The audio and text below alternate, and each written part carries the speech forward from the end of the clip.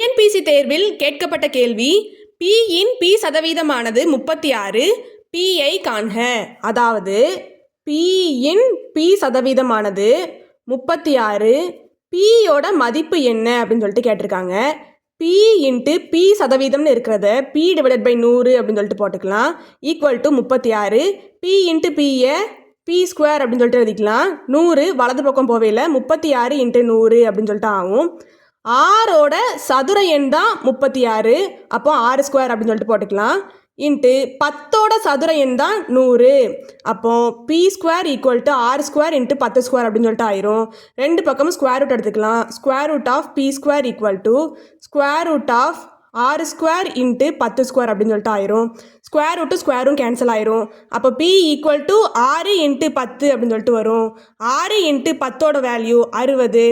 Option B தான் சரியான விடை.